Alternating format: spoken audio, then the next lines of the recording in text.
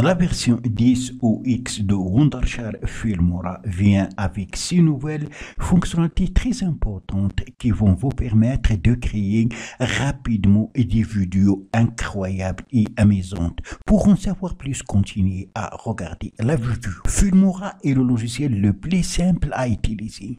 Il suffit d'aller dans Média, ensuite Importer, choisir vos fichiers médias à insérer dans la vidéo, ensuite les faire glisser dans la timeline, à qui vous pouvez ajouter des éléments, des effets, des transitions déjà prédéfinis dans le logiciel et aussi des titres, et à la fin vous pouvez ajouter de la musique à votre vidéo. Une fois satisfait, il vous suffit de cliquer sur exporter afin soit de partager la vidéo directement sur les réseaux sociaux, soit l'enregistrer. Concernant les nouvelles fonctionnalités, on commence par la première, dite Motion Tracking ou suivi de mouvement, qui va vous permettre de suivre le mouvement d'un élément. Cela est utile dans le cas où vous souhaitez suivre le mouvement, par exemple, de la caméra dans une vidéo, à condition que l'élément à suivre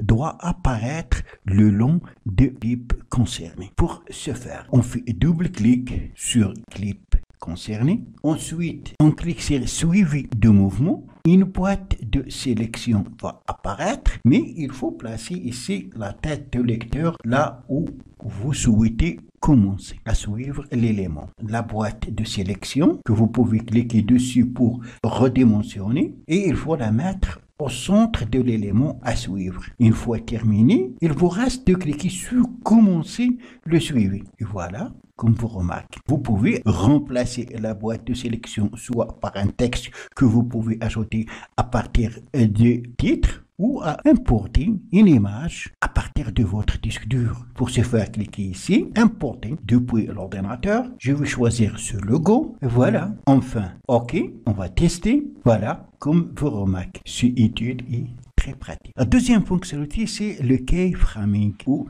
des animations personnalisées. On va importer clip de vidéo. Alors pour ce faire, on fait toujours double-clic. Cette fois-ci, on va cliquer sur animation, ensuite personnaliser.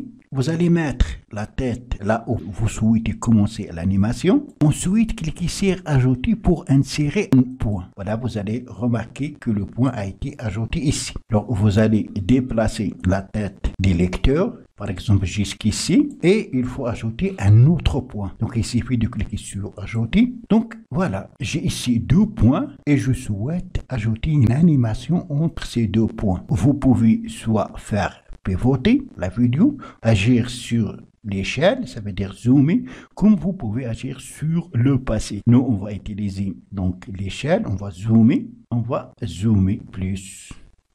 On va donc relire ma vidéo pour voir l'effet, voilà. Une fois, on va atteindre le premier point, voilà, et ça va arrêter jusqu'à le deuxième point. Alors, dans le deuxième point, il faut mettre l'échelle à l'état initial. Alors, je vais déplacer encore le lecteur et je vais ajouter un autre point. Donc, je clique sur ajouter. Cette fois-ci, je souhaite agir sur l'opacité. Donc, je vais diminuer l'opacité.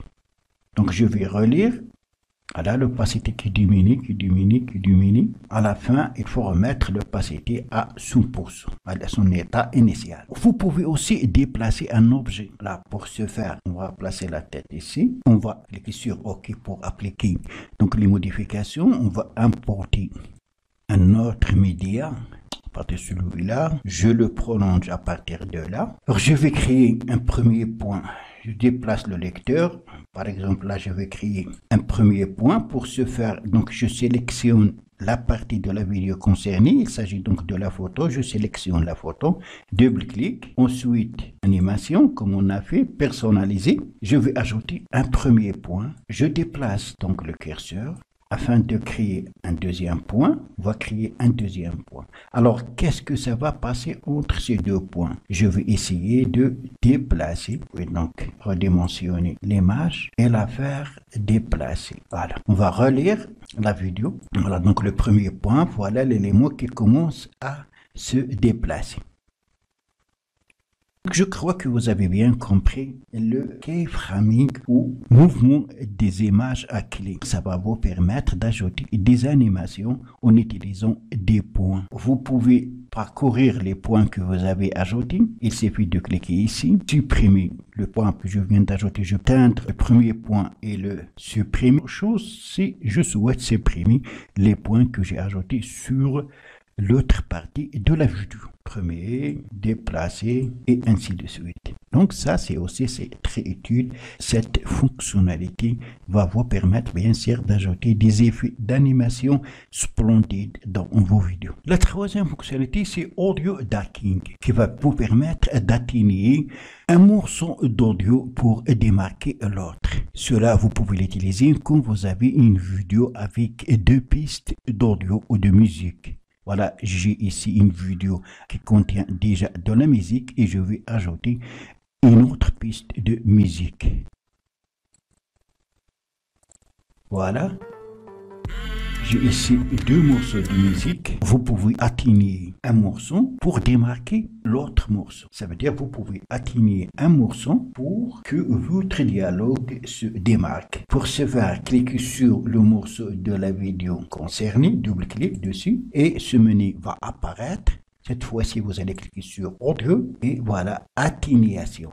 Vous allez cliquer ici. Vous pouvez augmenter un morceau jusqu'à 100%, ok, mais atténuer l'autre. Double-clic sur le deuxième morceau, même chose, atténuer et celui-là, on va diminuer, on va le rendre faible. Ainsi donc, on a atténué le deuxième morceau pour démarquer le premier morceau. Ça, c'est très utile quand vous avez une musique de fond et un autre dialogue.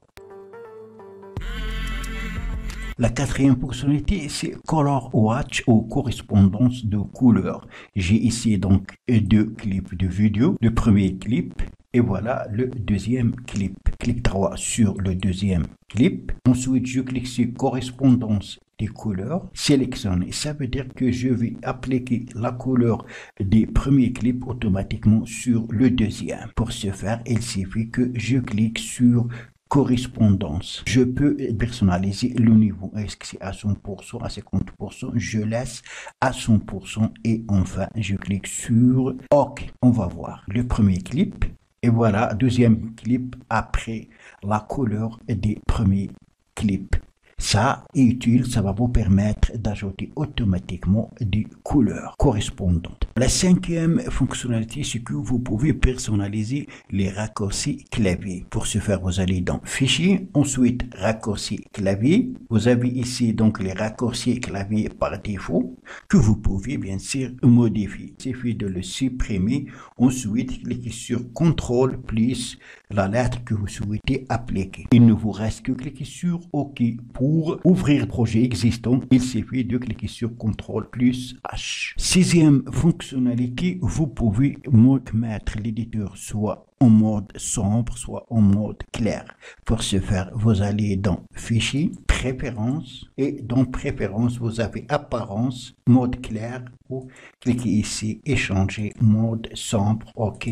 Voilà donc l'éditeur a changé d'apparence. Il est maintenant sombre. Si vous avez déjà Filmora 9 installé sur votre PC pour avoir la version 10, il suffit d'aller dans Aide, vérifier les mises à jour et vous allez trouver ici donc la version 10. Il suffit de cliquer sur Mettre à jour. Cette mise à jour ne sera disponible qu'au début du mois novembre 2020. Voilà donc c'est tout pour cette vidéo. Merci de l'avoir suivi. Surtout n'oubliez pas de la partager avec vos amis sur les réseaux sociaux et pour ne rater aucune de mes prochaines vidéos, veuillez vous abonner à la chaîne et aussi activer la cloche pour recevoir les notifications des nouvelles vidéos. À la prochaine fois.